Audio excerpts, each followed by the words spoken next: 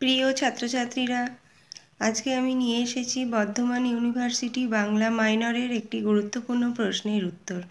প্রশ্নটি হলো, মহাকাব্য কাকে বলে? মহাকাব্যের বৈশিষ্ট্যগুলি লেখো। বাংলা সাহিত্যের একটি সার্থক মহাকাব্য মেঘনাদ বধের পর্যালোচনা করো। মহাকাব্য ইংরেজি এপিকের বাংলা প্রতিশব্দ মহাকাব্য। এপিক শব্দটি এসেছে গ্রিক শব্দ এপিক্স বা এপোস থেকে।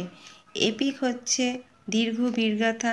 এখানে বীরত্ব ব্যঞ্জক কাহিনী থাকে। যে ভাষাতেই লেখা হোক তা বিষয় ও ভাষার মহত্বের ব্যঞ্জনায় সমৃদ্ধ। মহাকাব্য হলো একটি বিস্তৃত গল্পধর্মী কবিতা। এতে কোনো জাতির বা সংস্কৃতির বীরত্ব গাথা এবং ঘটনাক্রমের বিস্তৃত বিবরণ পুঙ্খানুপুঙ্খভাবে তুলে ধরা হয়। মহাকাব্যে সাধারণত এক বা একাধিক নায়কের বীরত্বপূর্ণ কীর্তিসমূহ বর্ণিত হয়। এতে জাতীয়তাবাদ, ধর্মনীতি, আদর্শ, ইতিহাস, প্রকৃতি, প্রেম, বিরহ ইত্যাদি নানা বিষয়ের চিত্রায়ন থাকে। উদাহরণ: বাংলা ভাষায় কিছু বিখ্যাত মহাকাব্য হল রামায়ণ, বিষ্ণু দাসের রামচরিতমানস, মহাভারত, বঙ্গীয় মহাভারত, মেঘনাদ বধ কাব্য মাইকেল মধুসূদন দত্ত, লঙ্কাকাণ্ড মাইকেল মধুসূদন দত্ত। মহাকাব্যগুলি জাতির ঐতিহ্য, সংস্কৃতি এবং মূল্যবোধের ধারক ও বাহক। এগুলি যুগ যুগ ধরে মানুষের মনে প্রভাব ফেলে চলেছে। মহাকাব্যের বৈশিষ্ট্য। মহাকাব্যের প্রধান বৈশিষ্ট্যগুলি হল দীর্ঘতা। মহাকাব্য সাধারণত বড় আকারের হয়। এটি কয়েক হাজার পংক্তির হতে পারে। গল্প। মহাকাব্যে একটি প্রধান গল্প থাকে। এই গল্পটি জাতীয় বা সংস্কৃতির ইতিহাসের সাথে সম্পর্কিত হতে পারে। স্বর্গবিভাগ।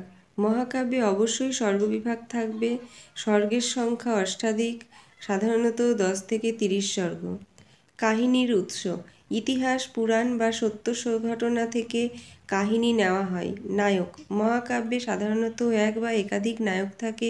এই নায়করা সাধারণত বীরত্ব, নীতি, আদর্শ ইত্যাদি গুণাবলী সম্পন্ন হয়। ছন্দ।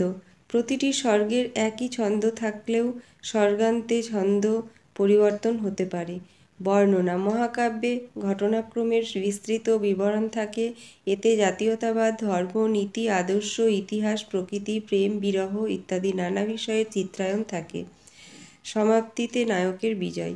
নায়কের জয়ের মাধ্যমে মহাকাব্য সমাপ্তি লাভ করে। বাংলা সাহিত্যের একটি সার্থক মহাকাব্য। মাইকেল মধুসূদন দত্তের মেঘনাদ বধ কাব্যটি সর্বকালের শ্রেষ্ঠ আধুনিক মহাকাব্য হিসেবে একটি উল্লেখযোগ্য স্থান গ্রহণ করে আছে। এ কাব্যের শুরুতেই রয়েছে দেবকল্পনা ও বস্তু নির্দেশ। মেঘনাদ বধ কাব্যের স্বর্গসংখ্যা 9টি। কাজেই সাহিত্যিক মহাকাব্যের লক্ষণ হিসাবে মেঘনাদ বধ আদি বাল্মীকি রামায়ণ অনুসরণে লেখা এবং এর স্বর্গসংখ্যাও অষ্টাধিক। যদিও কবি মধুসূদন পাশ্চাত্য কাব্যের আদর্শে কাব্যখানি পরিকল্পনা করেছিলেন, তবুও রসগত দিক থেকে শুধু বীররস নয়, সেই সঙ্গে করুণ, রৌদ্র, শৃঙ্গার প্রভৃতি নানা রসের সৃষ্টি হয়েছে এ কাব্যে।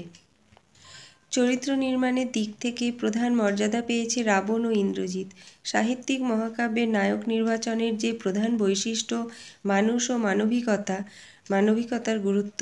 রাবণ ও ইন্দ্রজিৎ চরিত্রের অসাধারণ ব্যক্তিত্ব এবং মানবিক বোধ সেই শর্তটিকে পূরণ করেছে। পক্ষান্তরে রাম লক্ষ্মণ শুধুমাত্র দেববলে বলীয়ান ও ব্যক্তিত্বহীন কাপুরুষতার জন্য শাশ্বতকালের প্রচলিত ভাবধারার ব্যতিক্রম হয়ে উঠেছে। তবে চারিত্রিক ঔদার্যে রাম, কর্তব্যনিষ্ঠায় লক্ষ্মণ আদর্শ হয়ে উঠেছে। নারী চরিত্র সৃষ্টিতেও কবি নবযুগের ভাবধারায় উদ্বোধিত। প্রমীলা, সীতা, চিত্রাঙ্গদার চরিত্র নির্মাণে নারীর ব্যক্তিত্বের দাবি অসাধারণ বাণীমূর্তি লাভ করেছে।